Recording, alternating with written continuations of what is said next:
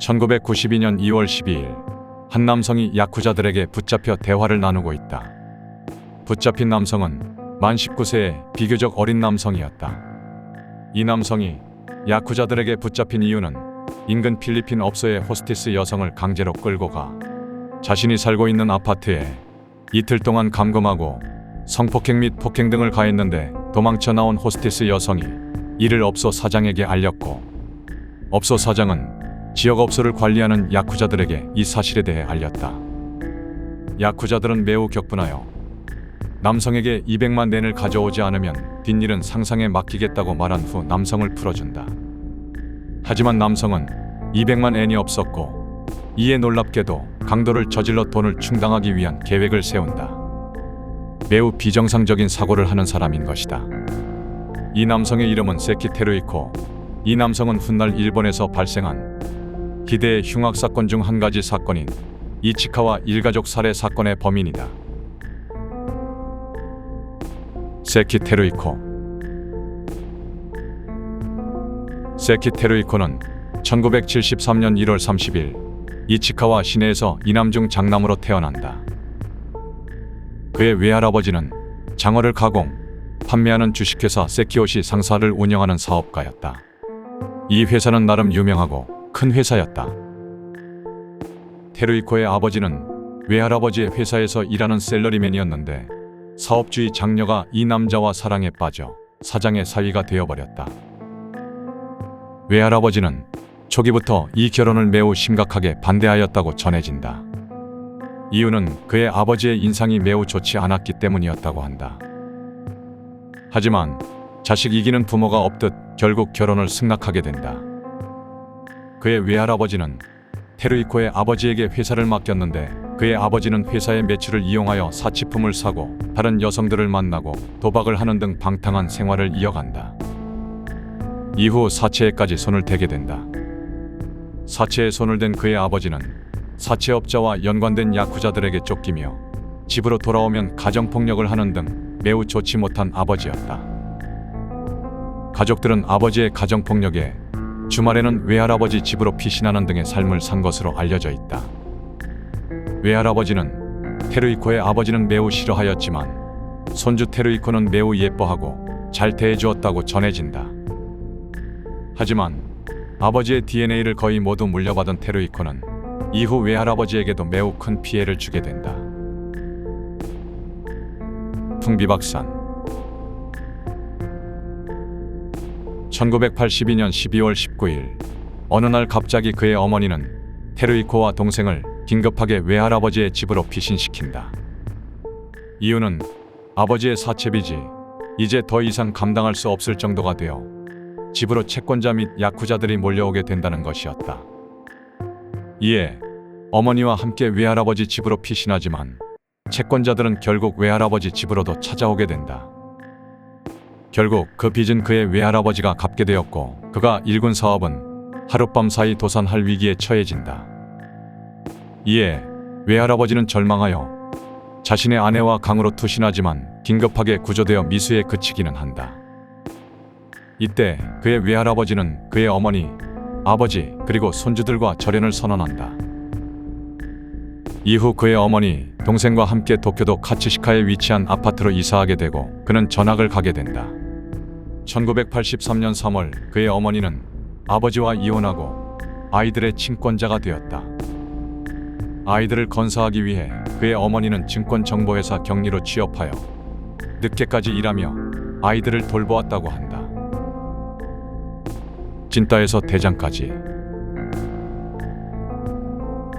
도쿄도에 위치한 타테이시로 전학해온 테루이코는 당시 매우 가난한 집안 환경으로 비루한 차림의 학생이었다고 전해진다. 이로 인해 친구들로부터 왕따를 당하기도 한 것으로 알려져 있다. 외로운 학교 생활 중 라디오 방송에서 나오는 지미 핸드릭스의 록을 들으며 위안을 삼았고 이때부터 록에 관심을 두게 된 것으로 전해진다. 또한 우연히 공중전화기에서 누군가 놓고 간 지갑을 발견하고 지갑에 있던 현금을 절도한 사건이 있었는데 이 일을 계기로 관광객들을 대상으로 소매치기 등을 하여 유흥비를 마련했다고 전해진다. 이후 1985년 5월 카츠시카 구립 다테이시 중학교에 입학하게 된다. 이때 테루이코의 인생에 많은 것들이 변하게 된다. 이 무렵 수영과 야구 등 운동을 시작한 것으로 전해지는데, 특히 야구를 할 때 팀의 에이스로 4번 타자로 활약했고 2차 성징을 거쳐 몸도 매우 커졌다고 한다. 이제 더 이상 동급생들은 자신을 괴롭힐 수 없었고 테루이코의 완력은 매우 강해져 있었다. 현지 불량소년 4명과 싸워 완승을 거둔 이를 계기로 인근 동네에서 깡패 슈퍼 루키가 된다. 이때부터 테루이코는 집에 돌아와서 어머니와 동생을 폭행하는 등 아버지가 했던 모든 것을 물려받게 된다. 그리고 밖에서는 술과 담배, 심지어 도박까지 하는 등 중학생으로서 할 수 있는 모든 비행을 저지르고 다닌다. 중학교 2학년 무렵 그는 취해 있는 동갑 여성과 처음으로 성관계를 갖게 된다. 이 일을 계기로 테루이코는 잘못된 성에 눈을 뜨게 된 것으로 추측된다. 그리고 중학교 3학년 무렵 같은 반 여학생에게 고백을 받게 되어 교제를 시작한다. 당시 주변인들의 증언에 따르면 중학교 3학년쯤부터 인근 주점에서 일하는 연상의 주점 여성들과 번갈아 가며 동거 활동을 하는 등 매우 방탕한 생활을 했다고 전해진다. 가정사. 이 무렵 그의 외할아버지는 사업을 다시 연 매출 10억엔 규모까지 회복하는 데 성공한다. 외할아버지는 다시 그의 어머니와 조금씩 연락을 주고받았다. 하지만 테루이코는 가장 힘들 때 자신들을 외면했다며 외할아버지를 증오했다고 한다. 그리고 어느 날부터 슬슬 자신의 친부가 집으로 와서 어머니와 동생을 만나는 일이 빈번하게 일어난다. 때로는 그의 친부와 같이 외식을 하는 일도 생기는데 테루이코는 이를 매우 심각하게 싫어했다고 전해진다. 하지만 그의 어머니는 자식의 교육상 아버지가 필요하다라는 생각을 하고 있어 전 남편과 다시 연인 관계로 발전했고, 이에 테루이코는 어머니 또한 증오하게 되어 가정폭력을 일삼는 아들이 되어버린 것이다. 야구. 중학교 3학년 가을 고등학교 입시를 앞두고 테루이코는 교통사고를 당하여 골반 골절상을 입게 된다.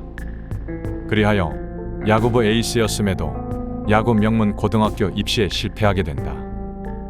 이때 니오이치고 쿠라 고등학교에 응시한 것으로 전해진다.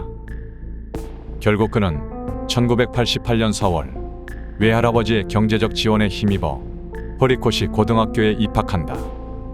여전히 그는 가정에서 폭력적인 아들이자 형이었고 어머니를 툭툭 걷어차는 등의 폭행은 계속했다고 전해진다. 그의 어머니는 이러한 아들의 폭력성을 피해 일시적으로 비즈니스 호텔로 피하여 며칠씩 집에 가지 않는 일이 빈번했다고 한다. 고등학교 생활 중 수준 낮은 야구부의 염증을 느끼고 그는 본격적인 비행 청소년의 길로 접어든다. 이 무렵부터는 흉기를 상시 소지하며 다른 학교 학생들과 많은 싸움을 하고 다닌 것으로 전해진다.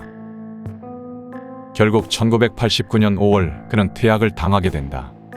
퇴학의 이유는 정학 중 반성하지 않고 비행을 일삼는 것들이 학교에 알려졌기 때문이라고 한다.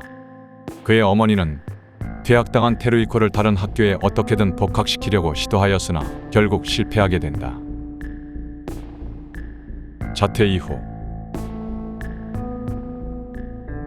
테루이코는 중학교 3학년 시절 자신에게 고백했던 같은 반 여성과 지속적으로 교제하였다. 하지만 여성의 아버지가 이 사실을 알게 되었고 1989년 양가 부모님의 만남이 이루어지며 이들을 강제로 이별하게 만들었다. 이에 테루이코는 격분하여 여성의 부모님을 찾아가 흉기로 위협하는 일이 발생한다. 이에 경범죄법 위반으로 가정법원에 송치되었으나 외할아버지의 노력으로 이 사건은 잘 무마된다. 이후 외할아버지의 가게 일을 도우며 살아가게 된다. 이때 테루이코는 낮에는 외할아버지의 가게에서 일했고 밤에는 인근 유흥업소에서 일하는 등 이중생활을 했다고 한다. 당시 외할아버지는 테루이코에게 큰 용돈을 자주 쥐어주며 매우 잘 챙겨주었다고 한다. 이 이유에 대해서 자신의 사업을 망친 테루이코의 아버지를 테루이코와 분리하게 되어 그의 어린 시절 아버지가 없이 자라게 된 것에 대한 책임을 느껴서라고 전해진다. 하지만 테루이코는 매우 배응망덕하게도 그의 외할아버지 가게에서 일하며 매출에 자주 손을 대 이를 의심하던 외할아버지에게 들통나는 일이 발생한다. 그의 외할아버지는 처음에 말로 잘 타이르며 아버지처럼 살면 안 된다라고 말했지만 지속적이고 선을 넘는 테루이코의 행동에 경찰에 이를 절도로 고소하게 된다. 이에 분개한 테루이코는 1990년 1월 17일 외할아버지의 가택에 침입하여 폭행을 가한다. 이때 안면에 발길질하여 외할아버지의 눈이 실명하는 일이 발생한다. 필리핀 주점. 어린 시절부터 록 음악에 관심이 컸던 그는 친구들과 소소하게 밴드 활동도 했다고 한다. 이때 밴드 활동을 하며 유명한 아티스트들이 약물을 하는 것들을 보고 자신들도 동료들과 잦은 약물 사용을 했던 것으로 알려져 있다.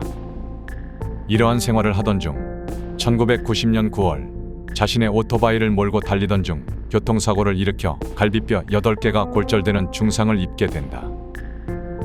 이때 매우 긴 치료 기간이 필요했고 일을 쉬게 되었는데 이때 쉬었던 것을 잊지 못하고 이후에 변변한 일을 하지 않고 놀게 된다. 1991년 3월 테루이코는 자동차 운전면허에 합격하여 바로 대출을 일으켜 크라운 로열 살론이라는 승용차를 구매하여 타고 다닌다. 당시 약 443만엔 정도로 결코 낮은 가격의 차는 아니었다. 또한 6월부터 분가하여 보증금 58만엔 월세 10만엔의 아파트에서 홀로 살게 된다. 이 무렵부터 그는 아는 형의 소개로 필리핀 주점에 맞들이게 된다. 그는 그곳에 매우 잦은 방문을 하였고 운명의 여자를 만나게 된다.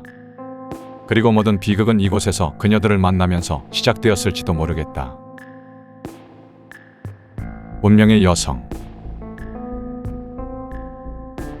1991년 7월 그는 필리핀 주점에서 일하는 엘리자베스라는 여성을 알게 된다. 그녀는 당시 20세로 테루이코보다 연상의 필리핀 여성이었다. 그녀에게 빠져든 그는 그녀와 함께 필리핀으로 가서 그녀의 부모님을 만나고 10월 31일 현지에서 결혼식을 올린다. 이후 일본으로 돌아와 그의 월세 아파트에서 동거를 시작한다. 하지만 엘리자베스는 그의 여성 편력과 난폭한 성격, 강한 성욕에 이기지 못하고 1992년 1월 22일 언니가 아파서 필리핀에 다녀오겠다고 말한 후 필리핀으로 돌아간다. 그리고 다시는 일본으로 돌아오지 않았다. 이때 그에게는 1991년 12월경부터 다른 필리핀 주점에서 호스티스로 일하는 레이샤라는 여성이 있었다. 1992년 2월 6일 테루이코는 레이샤의 가게에 찾아갔다. 그리고 그녀를 무단으로 자신의 집으로 데려가 폭행 및 성폭행하며 강제 동거를 시작한다. 하지만 이틀 뒤인 2월 8일 레이샤는 테루이코가 한눈판 사이 도망쳤고 가게로 돌아와 이 사실을 주점 사장에게 알린다. 이에 주점 사장은 인근 유흥업소를 관리하는 야쿠자 집단 스미요시회에 이 사실을 알리고 해결해 달라고 요청한다. 이때부터 테루이코는 야쿠자들에게 쫓겨 다니는 생활이 시작된다. 부법자. 1992년 2월 11일 고엔지에 사는 밴드 동료 집에서 자신의 집으로 귀가 중 나카노구 한도로에서 아르바이트를 마치고 귀가하는 24세 여성을 발견한다. 이때 테루이코는 기분이 매우 좋지 않아 그 여성에게 묻지마 폭행을 가하려고 접근한다. 처음에 길을 묻는 척 접근하여 안면을 강타해 비골 골절과 찰과상 등 전체 3개월의 부상을 입힌다. 폭행 이후 그녀의 얼굴을 확인한 테루이코는 그녀의 미모가 괜찮다고 느껴 자신의 집으로 강제 동행하여 성폭행한다. 이날 주점 사장에게 의뢰받은 야쿠자 무리가 테루이코의 집에 방문하는 일이 있었다고 한다.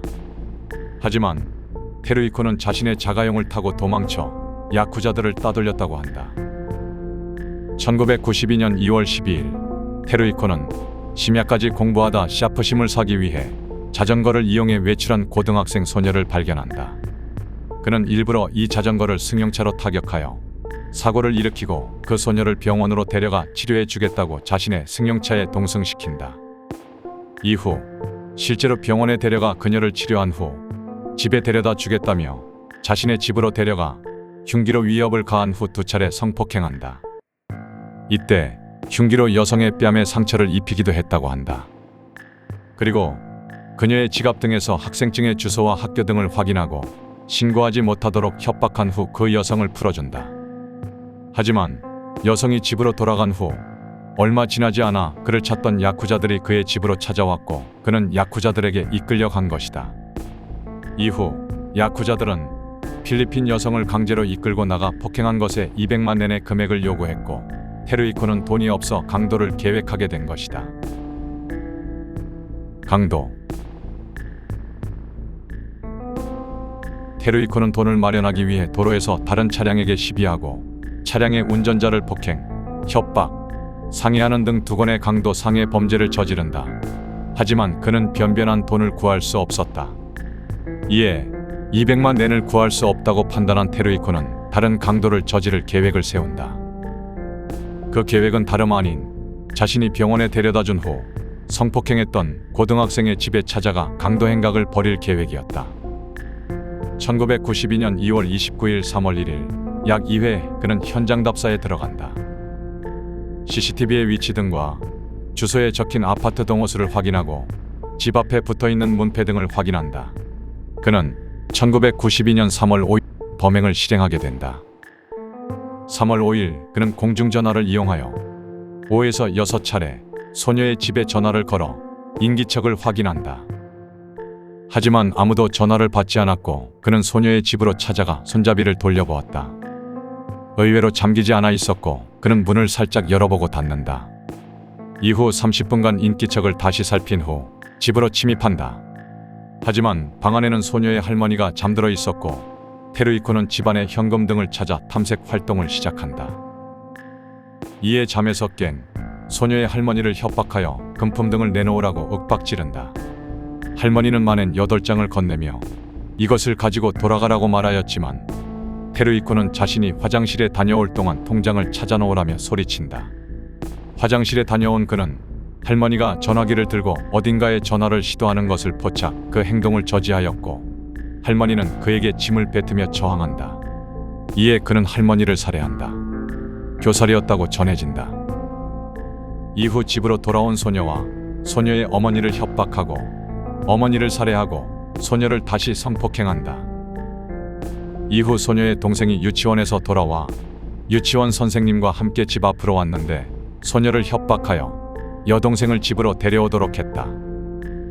이후 할머니와 어머니가 잠든 것으로 위장하고 여동생을 할머니 방에서 TV 시청을 하게 하고 그의 아버지를 기다리며 소녀를 성폭행한다. 아버지가 돌아왔고 테루이코는 소녀의 아버지를 흉기로 찔러 제압한 후 금품을 내놓으라고 협박한다. 소녀의 아버지는 회사에 큰돈이 들어있는 통장이 있으니 이를 가져다 주겠다고 말한다. 이때 벌써 집안에서 획득한 금액은 약 360만 엔 이상이었고 그가 필요한 200만 엔을 초과한 금액이었다. 하지만 욕심이 났던 테루이코는 아버지를 협박하여 회사 직원에게 통장을 찾아놓으라고 전화를 걸게 한다. 이후 소녀를 먼저 1층으로 가서 기다리라고 말한 뒤 소녀의 아버지를 흉기로 살해한다. 이후 소녀와 함께 소녀의 아버지 회사로 찾아가 통장을 습득한다. 이때 소녀와 그녀의 아버지 행동에서 이상함을 느낀 회사 직원은 이를 경찰에 알린다. 통장을 습득한 테루이코는 소녀를 인근 숙박시설로 끌고 간 후 또 몇 차례 성폭행한다. 아침이 되어 소녀의 집으로 다시 돌아가 소녀의 동생마저 살해한다. 그리고 이후 회사 동료의 신고를 받은 경찰이 출동하게 되는데 이때 소녀를 협박하여 흉기를 쥐게 하고 범행을 뒤집어 씌우려고 하였다. 디테일한 사건의 경위는 너무 잔인하여 생략하여 대략적으로 이러한 일이 벌어졌다고 알고 계시면 좋을 것 같다. 체포. 그 이후 소녀에게 시켜 자신의 등에 흉기로 위협하는 모양새를 만든 테루이코는 엘리베이터까지 갔지만 이상함을 느낀 경찰과 격투 끝에 붙잡혀 현장으로 끌려간다. 이후 테루이코의 범행으로 확정하고 그를 경찰서로 연행한다. 그리고 결국 그동안 저지른 강도, 강간, 폭행, 상해 모든 범죄에 대해 자백하게 된다. 그는 자기의 나이가 아직 어린 점 등을 생각하여 재판이 끝날 때까지 같은 방 재소자들에게 자신이 소년원에 가게 될 것이라고 말했다고 전해진다. 하지만 재판부는 사건의 흉악한 점 등을 고려하여 그에게 사형을 선고한다. 그는 1988년도에 일어났던 끔찍한 사건인 콘크리트 사건을 언급하며 그들도 20년 형을 선고받았는데 왜 나는 사형이냐며 끝까지 항소 및 정신감정 등을 의뢰하였지만 이변 없이 사형이 확정된다. 그는 2017년 12월 19일 형이 집행되어 현재는 사망한 상태이다. 생전 그를 접견하던 변호사의 말에 따르면 테루이코는 자신이 살해한 사인의 영혼이 자신을 찾아온다며 괴로움을 호소하며 그때 저지른 범행을 후회하는 모습 등을 보였다고 했다. 테루이코의 어머니는 마지막까지 그에게 의류, 기호품 등을 넣어주며 그를 보살폈다고 전해진다. 피해자 소녀의 가족은 재혼 가정이었고 소녀는 어머니가 재혼해 낳아 데려온 딸아이였다. 사건 이후 소녀는 어머니 가족들에게 보내졌고 2004년 교제하던 남성과 결혼하여 유럽으로 이주하여 살고 있다고 전해진다.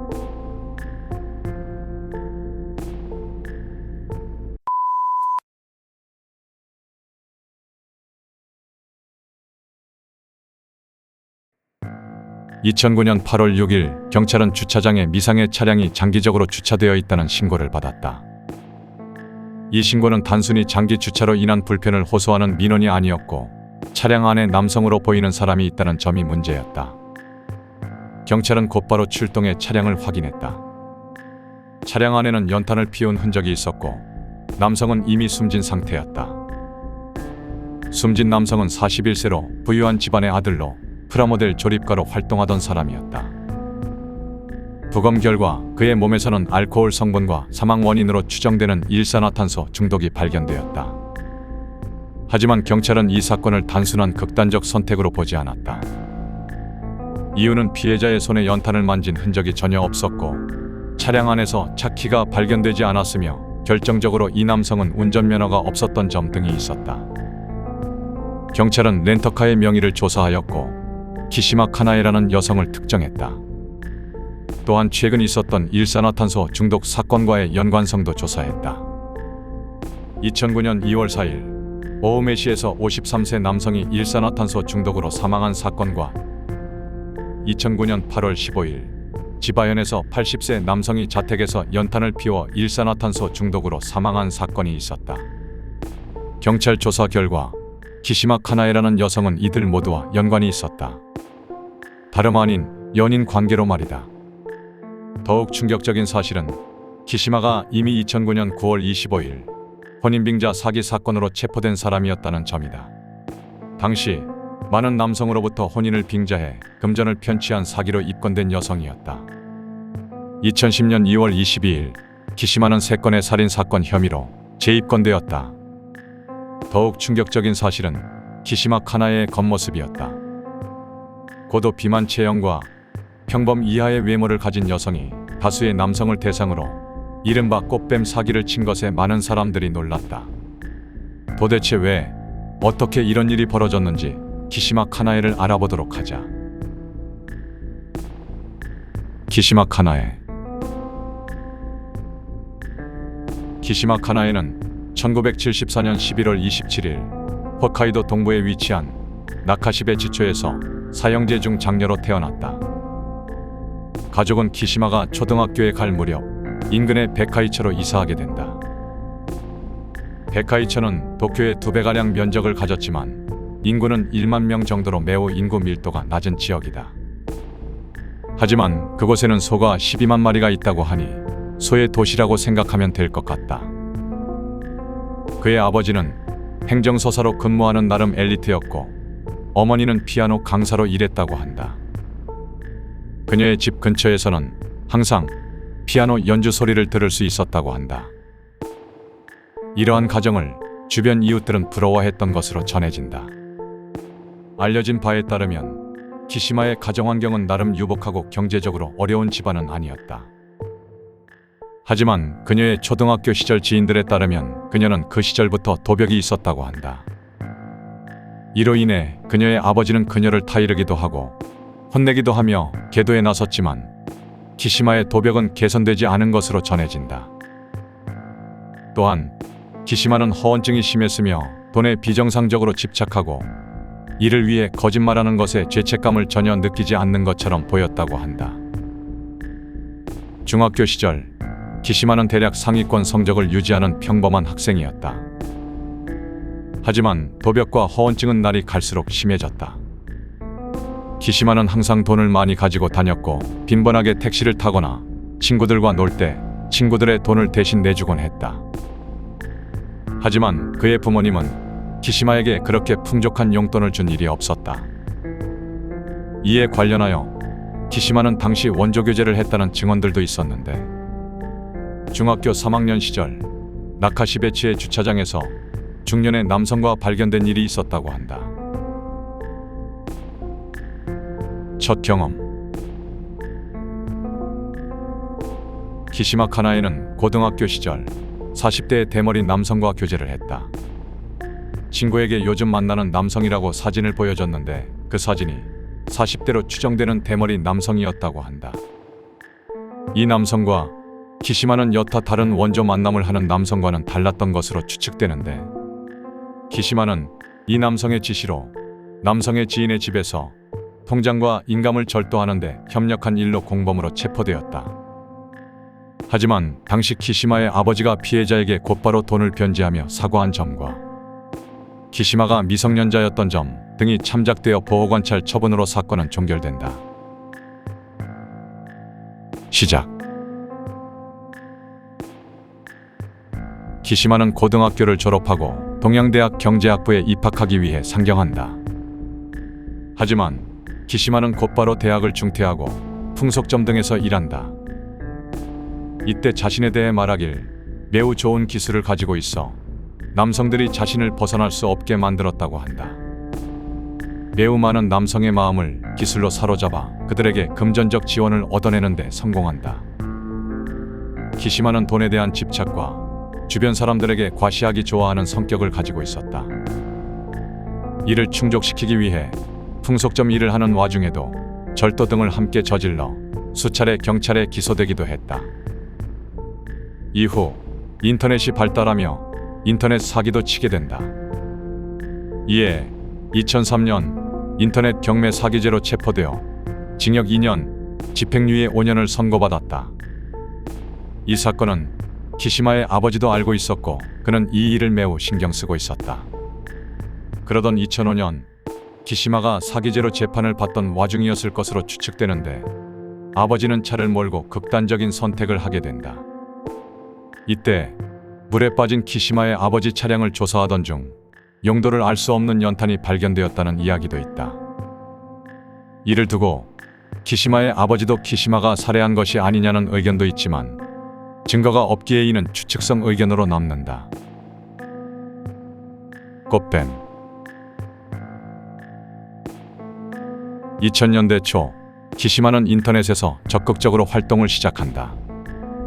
그녀는 블로그를 운영하며 자신이 만든 음식, 여행 사진, 고가의 와인을 마시는 사진 등을 올렸다. 실제로 키시마는 수준급의 요리 실력을 가지고 있었다고 한다. 후술하겠지만 키시마의 사형 소식을 들은 피해자 중 한 명은 더 이상 키시마가 해준 음식을 먹을 수 없게 되어 슬프다는 말을 할 정도였다. 그녀가 지닌 마성의 매력 중 하나는 요리였다. 인터넷 블로그를 통해 자신을 어필하며 남녀 소개 사이트 등에서도 활동했다. 키시마는 자신의 신분을 몰락한 귀족의 자녀로 소개하며 피아노 강사, 간호사 등 여러 가지 직업으로 자신을 포장했다. 키시마는 고도 비만이었으며 평균 이하의 외모를 가지고 있었다. 하지만 인터넷에서 본인의 얼굴을 공개하는 일은 거의 없었고 무엇보다 남성들에게 매우 적극적이었다. 자신에게 대화를 거는 남성들에게 음식을 해주고 싶다고 말하며 대화를 이어갔고 조금 가까워지면 오일 마사지를 해주고 싶다고 말하며 관계를 발전시켰다.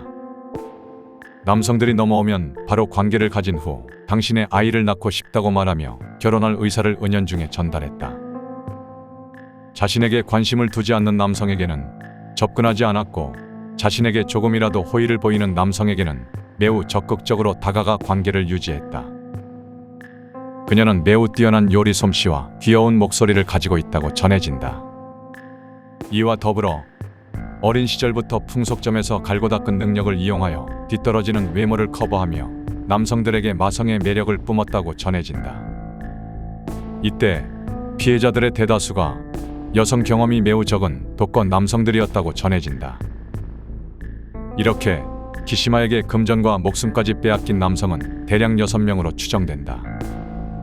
하지만 3개의 사건은 증거 불충분 등의 이유로 기소하지 못했다. 그리고 피해자 및 체포 당시까지 피해를 당하던 남성까지 합치면 대략 20명가량의 피해자가 발생했다고 한다. 범죄 수법. 그녀는 관계가 깊어진 남성들에게 자신이 공부하는데 자금이 필요하다며 돈을 빌렸다. 자신이 어린 시절 돈이 많은 집안에서 태어났으나 현재는 몰락하여 공부에 필요한 자금이 필요하다고 말하며 훗날 결혼해서 갚겠으니 자금을 융통해 줄 것을 종용한다. 이에 피해자들은 어차피 결혼하면 가족이 되는 것이니 흔쾌히 자금을 융통해 준다. 그리고 여기서 키시마의 외모가 빛을 발하는데 매우 평범이하의 외모를 가진 덕에 남성들이 이 여자의 사랑이 정말 찐사랑이라고 믿어버린 것이다. 설마 이런 외모의 여성이 자신들을 속일 것으로 생각할 수 없었던 것이다. 이에 큰 자금을 융통한 남성들에게 키시마는 연락을 끊어버리게 된다. 그리고 그녀에게 자금을 되돌려 달라고 요청한 남성들은 끝내 사망한 채 발견된 것이다. 연탄을 구매한 이력을 가지고 경찰이 추궁하자 그들이 내게 연탄을 사다 달라고 요청해서 사다 준 것일 뿐이고 본인은 직접적으로 그들을 살해하지 않았고 자신과 이별을 괴로워한 나머지 그들 스스로 극단적인 선택을 한 것이라고 진술했다. 하지만 이는 법정에서 통하지 않았다. 새로운 인생. 키시마가 연루되었다는 사건은 다음과 같다.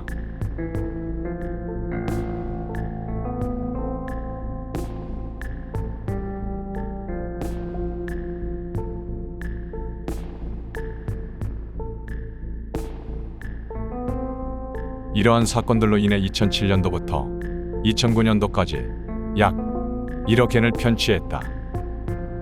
이에 키시마는 사형이 선고된다. 키시마는 이에 대해 항소하지만 이변은 없었고 대법까지 사형은 유지되고 끝내 사형으로 종결된다. 키시마는 사형이 선고된 이후 전혀 반성하지 않고 심지어 교도소에서 제2의 인생을 보내고 있다. 자신의 옥중 모습을 전하는 블로그를 개설하여 자신의 추종자들을 이용해 블로그를 운영한다. 심지어 이 블로그는 유료 회원 서비스까지 존재하며 적잖은 가입자들이 이에 호응했다고 전해진다.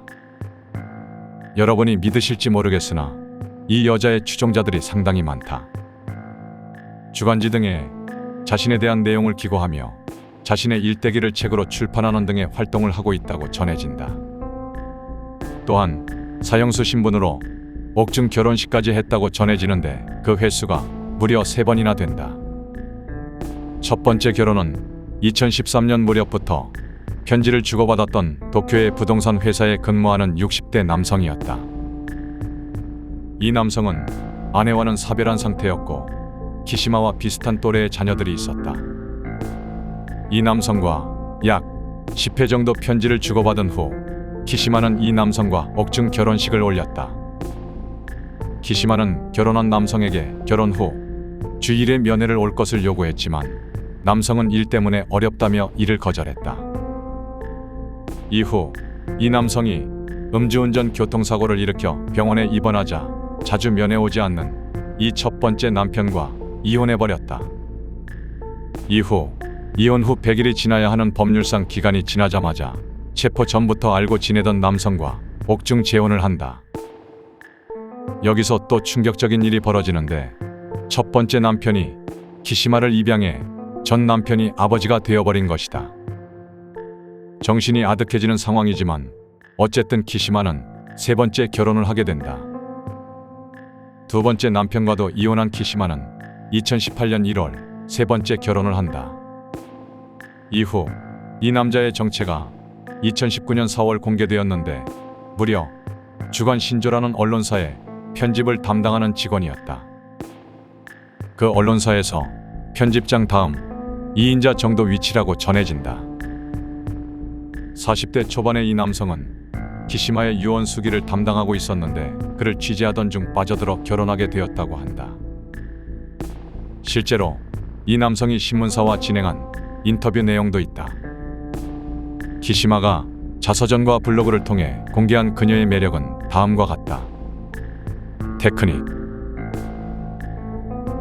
키시마 본인이 작성한 저서 예찬 속에는 자신의 테크닉이 얼마나 위대한지와 자신이 얼마나 명기인지에 대해 많은 자랑을 늘어놓았다고 전해진다. 하지만 이에 대해 증언한 남성은 없다. 목소리. 이에 관해서는 법정 등에서 실제로 키시마의 목소리를 들은 사람들이 하나같이 입을 모아 말하는 부분이다. 종을 굴리는 듯한 목소리라는 표현, 아마도 옥구슬을 굴리는 듯한 목소리라는 표현 같다. 일반적인 말을 하는 와중에도 헐떡이는 목소리처럼 들릴 정도로 달콤한 목소리라는 표현도 있다. 아마도 매우 기교를 부리는 듯한 목소리가 아닌가 추정된다. 깔끔한 글씨체. 편지를 많이 주고받으며 남성을 만났던 키시마의 글씨체는 매우 깔끔하다고 한다. 하지만 개인적으로 글씨 잘 쓴다고 남자들이 좋아할 것 같지는 않지만 이건 그냥 넘어가도록 하자. 요리. 키시마는 유명한 요리 전문 학교를 다녔던 것으로 전해지며 여러 요리 수업을 듣고 과정을 수료했다고 전해진다. 키시마는 남성의 위장을 잡고 놓지 않았던 것이 큰 매력 중 하나였다고 밝혔다. 물론 요리가 중요하긴 하지만 그 정도라고? 참 이해할 수 없는 일이지만 실화이다. 그녀의 삶을 보면 어느 정도는 매력이 있는 인물이기 때문에 옥중 결혼을 3번이나 한 것이 아닌가 싶지만 깊이 생각하고 싶지는 않다. 키시마는 이렇듯 사형수의 신분으로 현재까지 교도소에서 잘 지내며 제2의 인생을 즐기고 있는 중이다.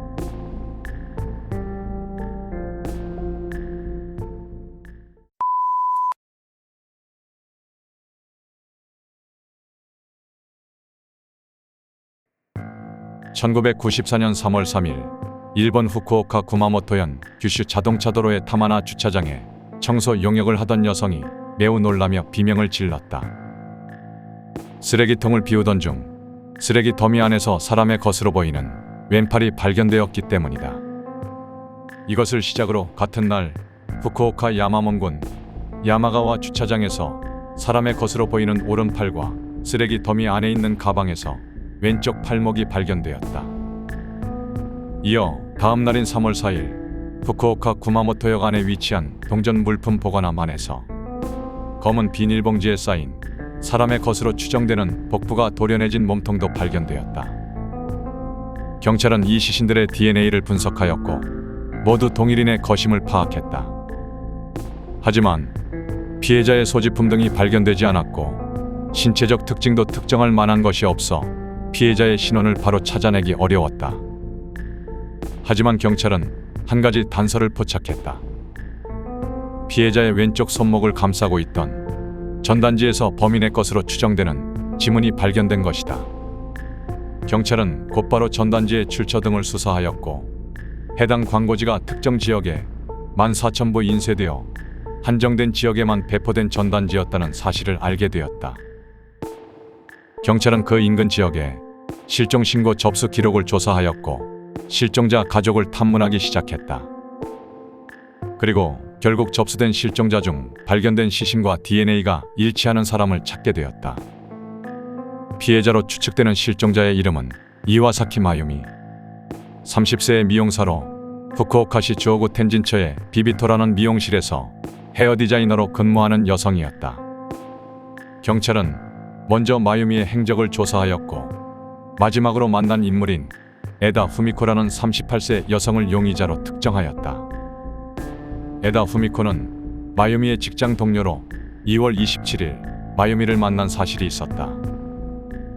이어 에다 후미코의 행적을 조사한 결과 후미코가 3월 2일 렌터카를 타고 후쿠오카시를 드라이브한 사실을 발견했으며 그녀가 이동한 경로는 모두 시신이 발견된 장소와 일치하였다.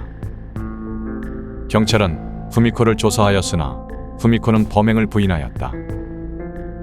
하지만 후미코의 지문은 왼손목을 감싸고 있던 전단지에서 발견된 지문과 일치하였고 이를 바탕으로 3월 15일 경찰은 후미코를 체포하였다.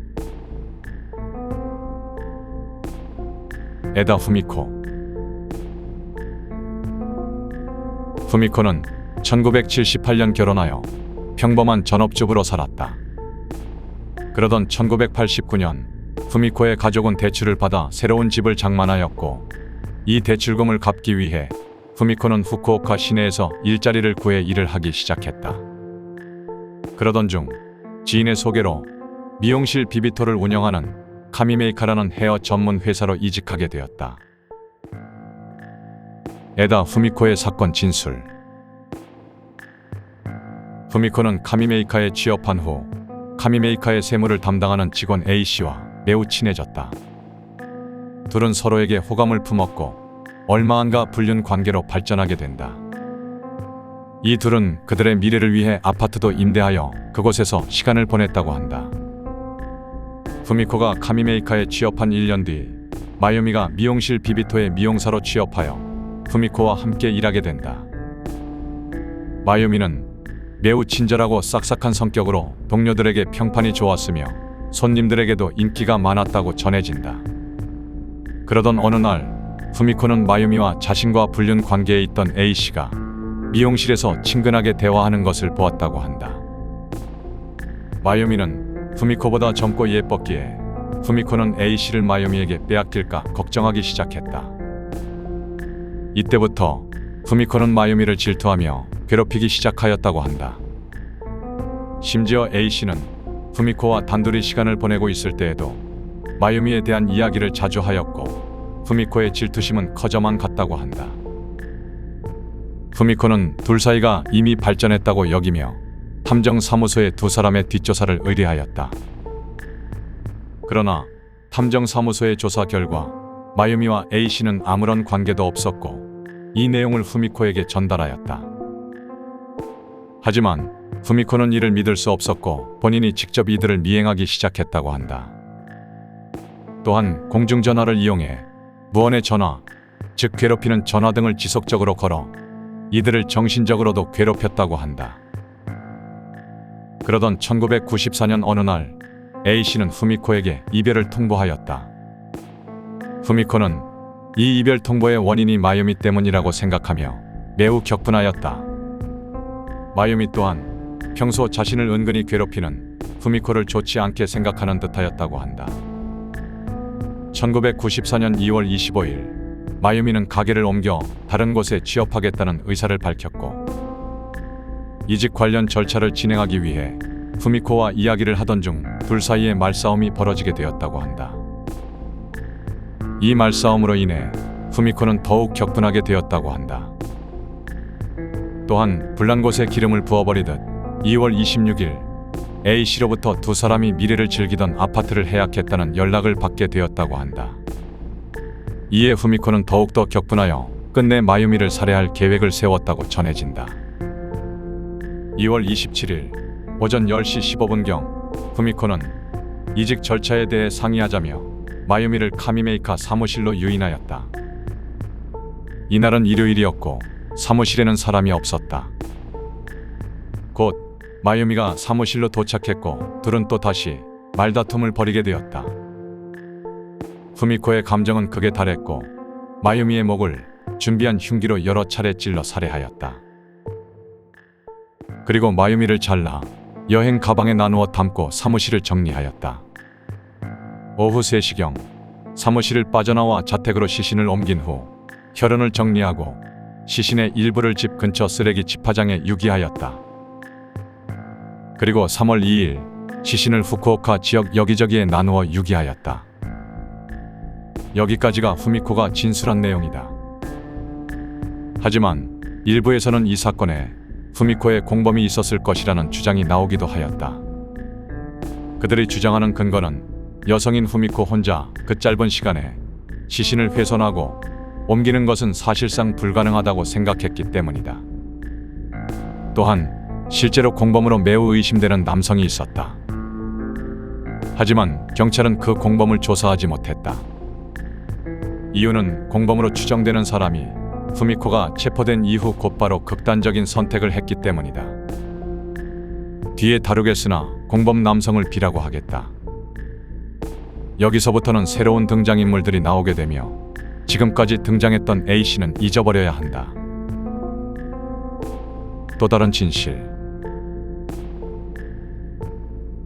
후미코는 1978년 결혼하였으나 사실 성소수자였다. 공범으로 지목된 남성 B는 화원을 운영하는 사람이었는데 그 또한 성소수자였다.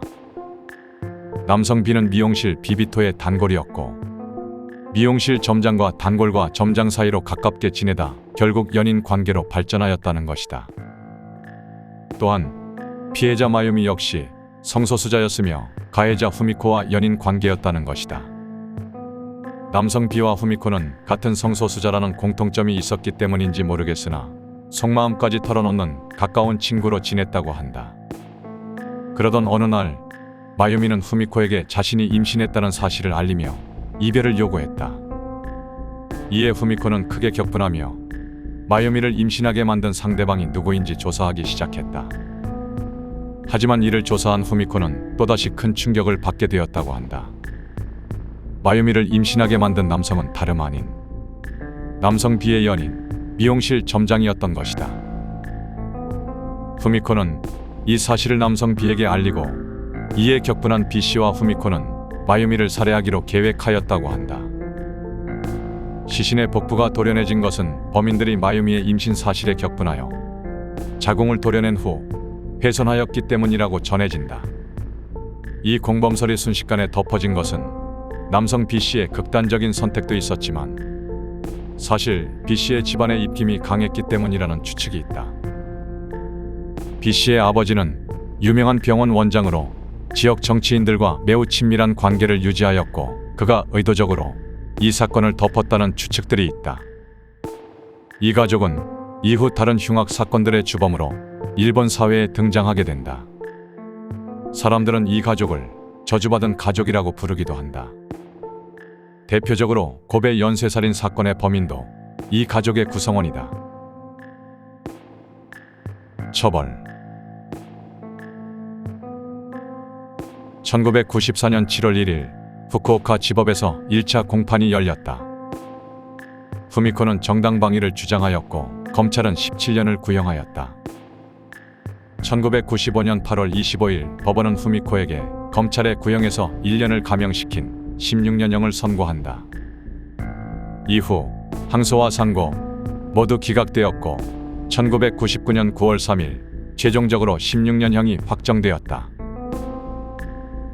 후미코는 이전에 다루었던 꽃뱀 사건의 주범인 키시마 카나에처럼 자신의 범죄를 책으로 집필하여 발간한다. 그 책의 제목은 1996년 12월 1일에 발간된 옥중수기 고백 미용사 조각살인 사건이라는 책이다. 흉악한 범행을 저지른 후미코는 2010년쯤 출소하여 지금쯤 자신이 발행한 책의 인세를 낭낭하게 챙기고 어디선가 잘 살고 있을 것으로 추측된다.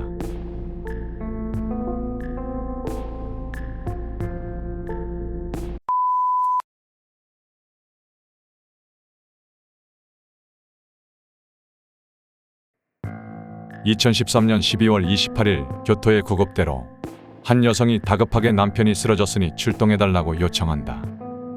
다급하게 출동했지만 이미 남성은 사망한 상태였다.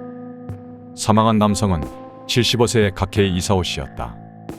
경찰은 이사오 씨의 나이를 확인하고 노환으로 인한 사망이라고 생각했다. 하지만 이상한 사실을 발견한다. 75세의 이사 씨는 사망 약 1개월 전 결혼을 했던 것이다. 이에 위화감을 느꼈던 경찰은 그의 새 아내 68세 가케이 치사코를 조사하였다. 조사를 하던 경찰은 놀라운 사실을 발견하는데 가케이 치사코가 적지 않은 나이에 벌써 4번째 결혼을 했다는 사실과 그의 남편들은 모두 이미 세상을 떠났다는 사실이다. 이에 수상함을 느낀 경찰은 이사오 씨의 시신을 부검하였다. 부검 결과 이사의 시신에서 사이아나칼륨이 검출되었고 유력한 용의자 치사코를 긴급하게 체포한다. 카케이 치사코. 카케이 치사코는 1946년 11월 28일 기타큐슈에서 태어났다고 한다. 그의 아버지는 대기업 제철 회사에 근무하는 근로자였고 어머니는 전업주부였다고 한다. 하지만 그의 아버지는 실제 친아버지가 아니었다. 그의 부모가 결혼하기 전 사실 그의 어머니는 미혼모로서 치사코를 낳았고 그 이후 현재 아버지 야마시타 씨와 결혼하여 치사코를 입양한 것이다. 이렇게 입양된 치사코는 야마시타가의 장녀로 야마시타 치사코로서 살게 된다. 훗날 재혼을 남발하던 시절 자신의 과거를 감추기 위해 성을 바꾸는 등의 행동을 통해 카케이 치사코가 된 것으로 알고 있다. 치사코는 어린 시절 매우 영리하고 예쁘지는 않았지만 보통 이상의 외모로 꽤나 인기가 있는 학생이었다고 한다. 그녀를 따라다니는 남자 무리가 있었을 정도였다고 한다. 하지만 성격이 매우 평범하고 눈에 띄는 것을 좋아하지 않아 튀지 않는 조용한 성격으로 지냈다고 한다. 우수한 성적으로 중학교 생활을 마무리한 치사코는 명문 고등학교 중 하나인 시즈오카 현립 시미즈 히가시 고등학교에 입학하였다. 고등학교에서도 나쁘지 않은 성적을 거둬 명문대학에 어렵지 않게 입학할 수 있었으나 양부와 가족들의 반대로 대학교 진학이 좌절되었다고 한다. 실제로 당시 치사코의 담임 선생님이 치사코에게 규슈대학교 정도는 우습게 입학할 수 있을 거라고 말하기도 하였다고 한다. 가족들의 반대로 대학 진학을 못했다고는 하지만 이는 입양한 치사코를 차별한 것이 아니라는 입장도 있다. 그 이유는 당시 사회 풍조상 일반적으로 여학생들은 교직을 희망하거나 변호사 등 전문 직종을 목표로 하는 사람들 외에는 대학에 가지 않고 취직을 선택하는 것이 매우 일반적이었던 시절이기 때문이다. 어쨌든 결국 대학 진학을 포기하고 치사코는 도시에 위치한 은행에 취업하여 예금계 업무를 맡게 되었다고 한다. 첫 번째 남편. 그녀는 훗날 4번의 결혼을 한다. 하지만 가장 오래 함께 살았으며 그녀의 손으로 직접 신의 품으로 보내지 않은 유일한 남편이 바로 첫 번째 남편뿐이다. 치사코는 1965년도부터 은행에서 일을 하였다. 약 4년 정도 일하게 된 1969년 치사코는 친구들과 가고시마로 여행을 떠나게 된다. 그때 첫 번째 남편 야노 마사이치 씨를 만나게 된다. 당시 마사이치의 집은 귤 농장을 하고 있었는데 농업협동조합에서 주변 농민들을 여행 보내주는 곳으로 가고시마에 여행을 간 것이었다고 한다. 당시 마사이치와 함께 여행하던 무리는 대부분 나이 많은 아저씨 혹은 노인이었고 그들의 권유로 상대적으로 젊고 어린 마사이치가 여성 무리에게 다가가 주소를 물어보는 역할을 하게 되었다고 한다. 지금으로 말하자면 번따 같은 것이다. 아무튼 그것을 계기로 둘은 연인 관계로 발전했고 1969년 3월 치사코는 다니던 은행을 그만둔다. 그리고 그들은 같은 해인 1969년 10월 속전속결로 결혼한다. 양가에서 매우 심하게 반대하였다고 한다. 하지만 그들은 불타올랐고 누구도 그들을 막을 수는 없었다. 치사코는 결혼 후 시댁의 귤 농장에서 농사를 도우며 1970년 아들, 1971년 딸을 순산했다. 하지만 그녀의 가정은 그리 평화롭지는 못했다고 한다. 인근 주민들의 증언에 따르면 치사코는 매우 씀씀이가 커 시댁과 사이가 좋지 않았다고 한다. 게다가 농사를 지으며 주변 농민들에게 자신의 시부모 욕을 많이 했다고 한다. 그 이야기는 시부모의 귀에도 들어갔고 사이는 점점 더 악화되었던 것으로 보인다. 그런 결혼 생활이 어느덧 18년이 지난 1987년 치사코의 남편은 농사일을 그만두고 의류의 프린팅을 해주는 사업을 시작했다. 치사코도 남편을 도와 함께 일했다고 전해진다. 그럭저럭 사업은 나쁘지 않게 굴러갔지만 원래 병약했던 남편은 1994년 9월 54세의 나이로 사망하게 된다. 당시 치사코의 나이는 49세였다.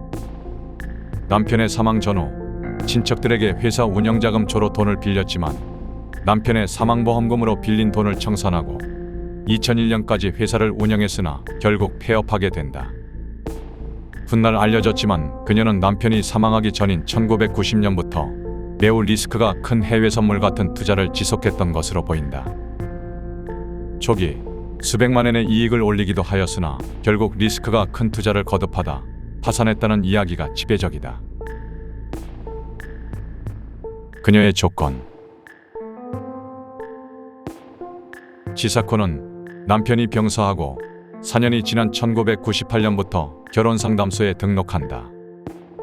후술하겠으나 그녀의 범행 대상들은 꼭 치사코와 결혼했던 남편뿐만이 아니었다. 결혼상담소에서 만난 남성과 반드시 결혼한 것은 아니고 이때 만났던 남자들과 교제하며 범행 대상으로 삼은 것이다. 그녀가 결혼상담소에 원하던 남편상은 매우 심플하다. 나이 60에서 73세까지. 당시 치사코의 나이는 1998년 기준 53세이다. 신장 160cm 이상. 혈력 불문. 이는 결혼했었던 아니었던 상관이 없다는 말이다. 연수입 1100만 엔. 당시 한화 약 1억 정도이므로 재력을 본다는 이야기이다. 체격 불문. 살이 쪘든 말랐든 상관없다는 말이다. 인품, 마음이 부드럽고 정직한 사람. 위의 조건을 얼핏 보아도 치사코는 재력 외에 다른 조건은 거의 안 본다는 입장이다. 하지만 마지막 조건, 자녀가 없거나 혼자 사는 남성, 이 부분이 소름 끼친다. 이러한 조건을 내세워 20여 곳의 결혼상담소에 등록하였다고 전해진다. 이후 조건에 부합하는 남성 약 10명이 치사코의 치명적인 매력에 현혹되어 살해당한다. 그 매력이 무엇인지는 뒤에 다시 다루도록 하겠다. 피해자들. 피해자들이 10명이나 되므로 최대한 간단하게 사실관계만 정리하고 넘어가겠다. 첫 번째 피해자는 부인과 사별한 부동산 부자 기타야마 요시토시다. 그에 따른 결혼하여 출가하였고 혼자 살고 있던 남성이다. 원래 농사를 짓던 남성이었으나 도시개발이 되며 자신의 땅이 빌딩과 주차장 등이 되어 관리회사를 차려 운영하였다고 한다. 치사코는 그에게 억 단위의 아파트를 받았고 그는 2002년 4월 사망한다. 2003년 매우 크게 낙농업을 하던 사사이 유키노리 씨와 교제한다. 주변인들에 따르면 낙농업 축사일을 돕겠다며 나타나서 옆에 의자를 펴고 앉아 보고 있기만 하여 주변인들은 그녀를 매우 좋지 않게 생각했으나 정작 유키노리 씨 본인은 치사코를 매우 아꼈다고 한다. 그러던 2005년 3월 유키노리 씨가 우사에 쓰러져 있던 것을 치사코가 발견해 119에 통보하였고 유키노리는 끝내 사망한다. 당시 유키노리 씨는 68세였다고 한다. 이후 장례식이 끝나도 치사코는 돌아가지 않았으나 망자의 가족들이 일정 금액의 재산을 건네자 갑자기 모습을 감췄다고 한다. 같은 해 2005년 고베시에 있는 스에이로 토시아키와 교제를 하며 양다리로 약품 도매업을 하는 미야다 야스시와도 교제한다. 미야다 야스시는 치사코의 두 번째 남편이다. 2006년 5월 치사코와 야스시가 결혼하고 3개월 후인 8월 야스시가 사망한다. 이후 야스시의 토지와 건물 등 부동산 명의를 자신의 명의로 이전하고 약 9,400만 엔에 매각하였다. 이후 2007년 양다리로 교제 중이던 스에이로 토시아키 당시 77세 남성에게 투자금 명목으로 약 4천만 엔을 받는다. 이 돈을 갚지 않기 위해 이 남성에게도 청산가리를 먹이지만 치사량까지 먹이는데 실패하여 바로 사망하지 않는다. 이 남성은 이후 다시 등장한다. 토시아가 투병하던 사이 2008년 3월 물론 양다리로 2007년부터 교제하던 의류 판매업자 오니타 다카유키가 자택에 쓰러져 사망한다. 치사코는 다카유키의 생전 자신에게 유산을 상속한다는 유서를 받아 공증하여 이를 근거로 유족에게 유산을 요구한다. 물론 잡음이 있었으나 치사코는 다카유키의 유산 절반을 상속하는 데 성공한다. 다카유키의 유산 상속 다툼이 끝나지 않은 2008년 4월 그녀는 세 번째 결혼을 한다. 그 상대는 농장을 운영하던 야마구치 슈냐, 당시 75세의 남성이었다. 슈냐는 치사코와 결혼 1개월 후 사망한다. 이때 아까 등장했던 스에이로 토시아키가 다시 등장한다. 토시아키의 가족들은 치사코가 토시아키에게 큰 빚이 있다는 사실을 알고 치사코를 찾아간다. 그녀를 압박하여 돈을 받게 되는데 이는 슈냐의 사망으로 얻게 된 유산이었다. 또한 2009년 5월 토시아키도 결국 79세의 나이에 사망하게 된다. 이후 잠시 치사코의 독뱀 활동도 소강 상태를 맞이한다. 물론 남성들과 교제를 하지 않은 것은 아니고 목숨을 거두는 행위만 중단된 것이다. 2010년 10월 혼다 마사노리와 교제하였고 이 남성도 자신의 매력으로 꿰어내어 자신에게 유산을 상속한다는 유언장을 작성하게 한다. 얼마나 대단한 매력인지 뒤에 설명하겠다. 그는 2011년 12월에 유언장을 작성하고 2012년 3월에 사망한다. 2012년 치사코는 키우치 요시오, 히오키 미노루와 교제한다. 그들은 2013년 5월 그리고 9월 같은 해 사망한다. 이들이 사망하는 2013년 6월부터 네 번째 남편이자 마지막 피해자 가케이 이사오와 교제를 시작한다. 그리고 앞서 언급한 것처럼 이사오는 결혼 한 달 만에 사망한다. 첫 남편이 49세에 사망했고 이후 20년간 약 10명의 남성이 치사코에게 당해버린 것이다. 치사코는 이 남성들의 유산과 보험금으로 약 10억엔가량을 수령했다고 한다. 하지만 체포 후 치사코의 잔고는 텅텅 비어 있었다. 치사코는 90년도부터 시작했던 투자병을 고치지 못하고 시빈의 목숨값마저 산화시켜 버린 것이다. 2007년 스에이로 토시아키에게 4천만 엔을 받았을 당시 실제로 그 돈을 투자했었다고 한다. 하지만 그 투자처는 당시 일본 고령자를 중심으로 다수의 고객에게 해외 선물 옵션 거래 등을 권유하여 불법 이득을 챙겼던 회사인데 당시 치사코도 거기에 투자하여 피해를 본 것으로 알려져 있다.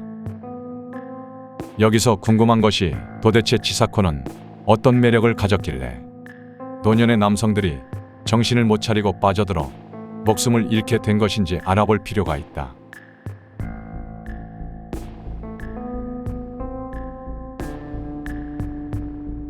그녀의 기술. 그녀를 만났던 사람들의 증언에 따르면 치사코는 크게 세 가지 매력을 가지고 있다고 한다. 화법. 그녀는 대화하며 상대방을 매우 잘 띄워준다고 한다. 상대방을 칭찬하여 친근하고 호감 있는 이미지로 다가간다고 한다. 이후 조금 가까워지면 급격하게 도발적인 스탠스를 취하며 은밀하게 유혹하여 끝내 침대로 끌어들인다고 한다. 요리. 이전에 소개했던 키시마 카나에와 공통적인 부분이 있다. 바로 요리이다. 남성에게 요리를 매우 훌륭하게 해주었다고 전해진다. X 테크닉. 매우 의외다. 왜냐면 피해자들은 매우 고령의 남성 노인들이었다. 치사코가 침대로 끌어들여도 애매할 가능성이 매우 높기 때문이다. 하지만 증언에 따르면 고개 숙인 남성도 일으켜 세우고 그 남성들이 매우 만족할 만한 기술을 가지고 있어 한번 치사코와 동침하면 절대로 치사코를 떠날 수 없게 된다고 한다. 대략적인 스타일은 봉사하는 관계라고 한다. 물론 치사코가 봉사하는 역할이라고 한다. 욕구가 떨어질 나이 지긋한 노인들에게 새로운 세계를 열어 다시 불을 지폈던 것으로 추측된다. 아마 이 부분이 가장 컸을지도 모른다. 처벌. 치사코를 체포한 후 경찰은 치사코가 청산을 어떻게 구했을지에 대한 의문이 있었다고 한다. 하지만 치사코가 인쇄소를 운영했던 것에 주목했다. 인쇄에 실패했을 경우 청산을 사용하면 색을 옅게 만들 수 있어 인쇄소에서는 청산이 사용되는 일이 있다고 한다. 인쇄소를 운영할 때 당시 가지고 있던 구매 루트를 통해 구매한 것으로 추측되고 있다. 10건의 살인 의혹이 있었으나 법원은 3명의 남편 살인과 스에이로 토시아키에 대한 강도 살인만 인정되었다. 사건이 하나씩 밝혀지며 추송되었으나 증거 불충분 등의 이유로 결국 불기소된다. 체포 이후 지사코는 노환으로 인한 치매가 발병하였다. 심한 정도는 아니었지만 지사코의 변호인은 이를 근거로 무죄를 주장하기도 하였으나 사건이 일어나는 시간 동안에 치매를 일으켰다고 보기 어려워 결국 사형이 선고된다. 추가로 항소하였으나 2019년 2심에서도 역시 사형이 선고된다. 하지만 지사코는 포기하지 않고 대법원까지 항소한다. 그러나 2021년 최종 사형으로 이변 없이 마무리된다. 지사코는 지금도 치매가 조금씩 진행되며 아직 교도소의 사형수 신분으로 수감 중이다.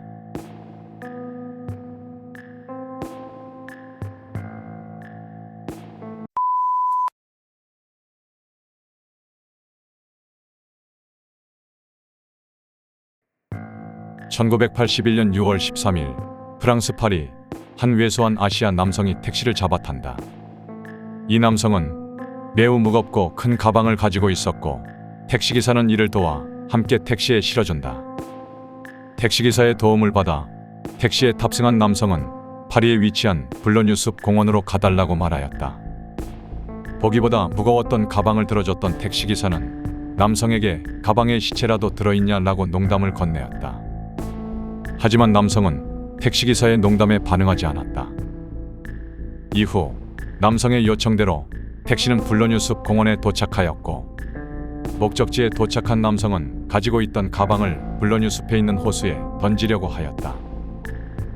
하지만 남성은 왜인지 주변에 누군가 자신을 보고 있다는 듯한 불길한 느낌을 받게 되었고 다급하게 가방을 내동댕이 치고 달아났다. 이후 중년 부부가 조깅을 하던 중 수상한 가방에서 피가 흘러나오는 것을 목격하고 경찰에 신고하게 되었다. 출동한 경찰은 가방을 수색하였고 가방 안에서는 여성으로 추정되는 시신이 발견되었다. 여성의 시신은 온전하지 못했다. 신체 이곳저곳의 살점이 마치 도려내진 것처럼 없었던 것이다. 경찰은 곧바로 수사에 착수하였고 곧 가방을 유기했던 아시아 남성을 체포하게 된다. 남성의 이름은 사가와 이세이, 매우 끔찍한 식인살인마로 알려진 남성이다. 사가와 이세이. 사가와 이세이는 1949년 4월 26일 사가와 아키라의 장남으로 고베에서 태어났다. 이세이의 아버지 아키라는 구리타 공업의 사장으로 사회적으로 꽤나 성공한 남자였다. 그러한 아키라 덕에 이세이의 집안은 매우 부유하였다. 하지만 부유했던 경제 상황 반면에 이세이의 집안에는 유전병이 있었다. 이세이보다 먼저 태어난 누나가 있었는데 그녀는 유전병으로 인해 생후 10일 만에 사망하였다고 한다. 이세이도 개월수를 다 채우지 못하고 미숙아로 태어났으며 유전병마저 있어 매우 허약한 아이로 태어났다고 한다. 아키라는 35세라는 늦은 나이에 어렵게 얻은 장남인 이세이를 매우 귀하게 생각하였다고 전해진다. 또한 당시 이세이가 태어날 때 의사가 이세이의 상태를 보고 이세이가 성인이 될 때까지 살기 어려울 것이라는 말을 했다고 전해진다. 이에 아키라는 이세이가 살아있는 동안 이세이를 위해 무엇이든 해줄 것을 다짐했다고 한다. 1년 후 이세이의 남동생 사가와 준이 태어나긴 했지만 허약하게 태어난 장남을 더 애지중지했던 것으로 보인다. 하지만 그들의 걱정과는 달리 이세이는 허약하긴 했지만 큰 문제 없이 성인이 된다. 또한 아키라는 부유했던 만큼 자식에 대한 교육에 매우 의욕적이었다고 한다. 그런 아키라의 교육열 아래 이세이는 와코 대학 문학과를 졸업하고 킨세이가쿠인 대학 대학원에서 영문학 석사 학위를 취득하였다. 이러한 학업과 별개로 이세이는 어린 시절부터 이해하기 힘든 성도착증이 있었다고 한다. 이에 어린 시절부터 정신과 상담을 자주 받았는데 고교 시절 자신의 정신과 담당 의사에게 자신은 인육에 관심이 있다고 말한 적이 있지만 당시 이를 들었던 의사는 이러한 이세이의 이야기를 대수롭지 않게 흘려듣고 넘어간 것으로 전해진다. 또한 이세이는 151cm에 35kg으로 매우 작고 왜소한 체형이었는데 이러한 자신의 왜소한 체형 때문인지 이세이는 자신이 가지지 못한 큰 키와 건강한 신체를 지닌 푸른 눈의 백인 여성에게 매우 집착했다고 한다. 첫 번째 시도. 백인 여성에 대한 판타지와 인육의 욕망을 가지고 있던 이세이는 1972년 와코 대학에 재학 중이던 시절 자신이 가진 판타지를 직접 실행할 계획을 세우게 된다. 그가 대상으로 삼았던 여성은 와코 대학교에서 독일어 교사로 근무하고 있는 독일인 여성이었다. 서구적인 외모에 튼튼한 신체를 가진 그녀는 이세이가 평소 꿈꾸던 판타지 속 여성과 정확하게 일치하였다. 계획을 실행하기 위해 이세이는 늦은 밤 독일인 여성이 사는 집에 몰래 침입하였다. 하지만 모든 것은 이세이의 계획대로 되지 않았다. 잠기가 밝았던 독일인 여성은 집안에서 들려오는 침입자 소리를 감지하였고 잠에서 깨어나게 된다. 그리고 매우 작았던 이세이는 건장하고 강력한 독일인 여성에게 손쉽게 제압당한다. 이세이를 피해 없이 제압한 여성은 바로 경찰에 신고하였고 이세이를 경찰에 인계한다. 이 사건을 접한 경찰은 이세이가 독일 여성을 강간하기 위해 침입한 것으로 생각하였다. 피해 여성도 이세이의 엄벌을 요구하였다고 한다. 하지만 이세이에게는 부자 아버지 아키라가 있었고 아키라는 끝끝내 피해 여성에게 거금을 쥐어주고 합의를 성공시킨다. 사건을 알게 된 의사가 아키라에게 이세이의 상태를 알렸다고 한다. 하지만 아키라는 이를 묵인하였고 피해 여성뿐만 아니라 이 사건을 담당하는 모든 공무원에게 거금을 쥐어주며 사건을 막았고 이세이는 감옥에도 가지 않고 풀려나게 된다. 유학. 아키라는 평소 글을 즐겨 쓰는 이세이를 보고 예술적인 감각이 있다고 판단했다고 한다. 이에 예술의 나라 프랑스로 이세이를 유학 보내고 이세이는 프랑스 파리에 위치한 제3대학교에서 영문학 박사 과정을 시작하게 된다. 그는 프랑스에서 유학하던 중 많은 백인 여성과 성관계를 맺었다고 전해진다. 물론 이는 모두 유료 서비스였다고 전해진다. 매우 왜소하고 음침한 성격의 이세이는 일반인 여성들에게 남성적인 매력을 어필하기 어려웠던 것으로 보여진다. 그렇게 밖에 할 수 없었던 자신의 처지에 이세이는 당시 자괴감과 슬픈 감정을 느꼈었다고 한다. 그러던 1981년 이세이는 25세의 네덜란드 여성인 르네 하테벨트를 만나게 된다. 그녀는 푸른 눈에 178cm의 장신, 아름다운 몸매를 가진 여성이었고 이세이는 그녀에게 반하게 된다. 이세이는 자신의 모든 것을 쏟아부은 러브레터를 작성하여 그녀에게 건넸고 기적적으로 르네는 이세이의 그런 태도에 호감을 느꼈다고 한다. 둘은 때때로 데이트를 즐겼고 이세이는 르네를 갤러리, 콘서트 등을 데려가며 적극적으로 르네에게 호감을 표현하였다. 그런 이세이의 태도에 연인 관계까지는 아니었지만 그럭저럭 가까운 사이가 된다. 더러운 판타지 실행. 1981년 6월 르네는 이세이에게 자신이 만든 시를 낭송해 주었다. 이에 이세이는 르네의 아름다운 시를 녹음하고 싶다며 자신의 집에서 함께 저녁 식사를 하며 시를 낭송해 달라고 제안한다.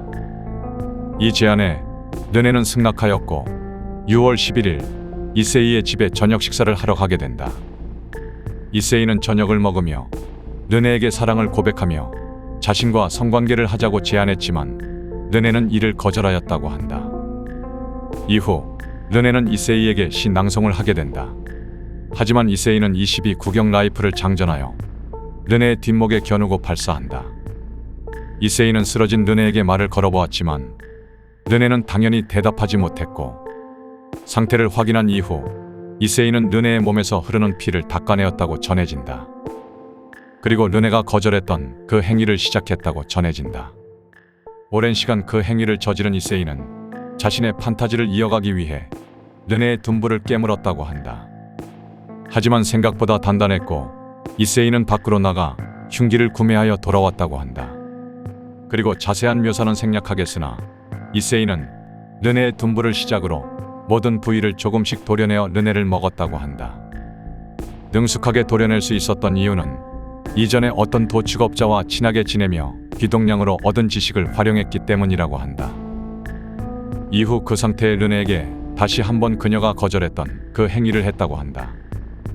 자세한 사진과 묘사는 유튜브 정책상 보여줄 수 없지만 구글에 사가와 이세이 사건을 검색하거나 르네의 플레임을 영문으로 검색하면 이미지를 볼 수 있다. 하지만 권장하지는 않는다. 매우 끔찍하기 때문이다. 이후 사진기를 가져와 르네의 사진을 찍었다. 이 사진은 이후 중요한 증거물 중 하나가 된다. 또한 추가로 요리할 부분을 냉장 보관했다고 전해진다. 이후 캐리어에 르네를 넣어 택시를 잡아타고 블러뉴의 숲 호수에 유기한 것이다. 검거와 처벌. 다급하게 은행으로 가 돈을 인출하고 일본으로 도망치려던 이세이는 조깅하던 시민에 의해 출동한 경찰에 의해 6월 15일 체포된다. 그의 특이한 외형 때문에 목격자들의 진술을 얻기 쉬웠고 금방 붙잡을 수 있었던 것이다. 경찰은 이세이의 집을 수색하였고 이세이의 집에서 르네의 신분증과 냉장고에서 르네였던 것과 이세이가 촬영한 필름 등을 확보한다. 이러한 증거물을 확보한 경찰은 이세이를 추궁하였고 이세이는 버티지 못하고 경찰의 범행일체를 자백하였다. 하지만 그에게는 부자 아빠 아키라가 있었고 아키라는 다시 한번 돈을 써 이세이를 구제하기 시작한다. 아키라의 노력으로 이세이는 구속되지 않고 병원으로 옮겨져 정신 감정을 받게 되었다. 이는 프랑스 의사가 이세이가 어린 시절 장염을 앓았던 것을 뇌염으로 착각하여 그렇게 된 것이라고 하지만 사실은 아키라의 돈이 의사에게 닿았을 것이라고 추측되기도 한다. 이에 이세이는 앙리코란 정신병원에 무기한 입원 조치되었다. 이후 아키라는 이세이를 위해 프랑스 변호인을 선임하여 프랑스 법원을 상대로 끔찍한 범죄자를 우리가 낸 세금으로 먹이고 치료할 수 없다고 주장하게 하여 이세이는 14개월 만에 어떠한 처벌도 없이 병원에만 있다가 국외 추방을 받아 일본으로 돌아가게 된다. 이에 일본 정부는 이세이의 기소를 추진하였으나 프랑스 측으로부터 불기소된 사건의 범죄 자료를 넘겨줄 수 없다는 답변을 받게 되었고 기소는 불발된다. 이에 이세이는 일본 내에서는 법적으로 아무런 문제 없는 일반인의 신분으로 어떠한 처벌 없이 사건은 종결된다. 하지만 이 사건의 역겨움은 이제 시작이다. 무죄 이후 이세이는 프랑스 병원에 입원해 있는 기간에 책을 집필하게 된다. 안개속이라는 책이었고 이 책은 베스트셀러가 되어 이세이는 큰 돈을 벌게 된다. 이후 1986년 르네의 사건을 바탕으로 자서전을 출판했는데 이 또한 베스트셀러가 되었으며 대한민국에도 악의 고백이라는 이름으로 판매되었다. 이에 이세이가 돈이 된다는 것을 알게 된 대중매체에서 너도 나도 이세이와 함께 많은 작품을 만들게 된다. 그리하여 이세이는 자신의 일대기를 다룬 다큐멘터리에도 출연하였고 일본 예능 프로그램에도 출연하였다. 심지어 이세이의 취향을 바탕으로 만든 이세이와 백인 여성들이 출연하는 AV도 제작된다. 또한 일본의 고깃집을 돌아다니며 리뷰를 잡지에 쓰는 저널리스트로도 활동한다. 인육을 먹은 살인마가 고기 맛을 평가한 것이다. 요리 방송에서 생고기를 주워 먹으며 맛 평가도 했다고 한다. 이미지 세탁 정도가 아니라 잔혹한 살인마였던 이세이가 대중에게 매우 친숙한 익살스런 난쟁이 이미지로 대중들과 웃고 즐기며 돈까지 벌며 살아가게 된 것이다. 하지만 시간이 흘러 2000년대 이후 이세이가 가진 억울로는 대중들 사이에서 예전 같지 않게 되었고 사람들은 더 이상 이세이를 찾지 않게 되었다. 이에 악마 같은 이세이는 다시 한번 르네를 이용한다.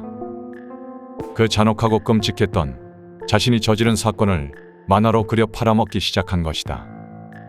하지만 일본 사회 분위기도 변하여 더 이상 범죄자인 이세이에게 열광하는 대중이 많지 않았고 이세이는 점점 가난한 삶을 살게 된다. 이에 뒤늦게 구직 활동을 해보았지만 500곳이 넘는 회사에서 이세이를 거절하였다고 전해진다. 이는 너무 당연한 일이다. 어느 누가 사람을 잔인하게 살해하고 뜯어먹은 사람을 고용하고 싶겠냐는 것이다. 그렇게 이세이는 점점 나락으로 떨어지게 되었다고 한다. 최후 2013년 이세이는 뇌경색으로 쓰러져 병원에 입원하게 된다. 기다리고 기다렸던 유전병이 드디어 발현된 것이다. 신경계 손상으로 더 이상 무엇도 할 수 없었고 병원에 누워있기만 해야 하는 상태가 되었다. 그러던 중에도 병원에서 근무하는 간호사의 팔을 깨무는 만행을 저질러 쫓겨날 위기에도 처했지만 불행스럽게 쫓겨나지는 않았다고 한다. 앞서 언급했지만 그에게는 1살 어린 사가와 준이라는 동생이 있었다. 말년에 준이 이세이의 병원비도 내주며 돌본 것으로 전해진다. 하지만 사가와 준도 정상적인 인간은 아니었다. 자신의 형제인 이세이의 범행을 변호하며 자신이 뜯어먹히는 것을 즐기는 여자도 있을 것 아니냐라는 망언을 쏟아내기도 하였고 사가와 이세이의 동생이라는 책을 발간하며 돈을 벌었다고 전해진다. 또한 자해를 즐기는 이상한 취향도 가지고 있다고 한다. 도대체 이해할 수 없는 집안이다. 이세이는 2022년 11월 드디어 사망한다. 이세이는 살아있을 때 자신은 건장한 서양 여자에게 뜯어먹혀 죽는 것이 소원이라는 말을 남기기도 했다고 한다. 말년이 좋지 않았지만 끔찍한 살인을 저지르고도 아무렇지 않게 살다 갔다는 것이 정말 역겹다. 제발 지옥이 있다면 더욱더 큰 고통을 받길 기원한다.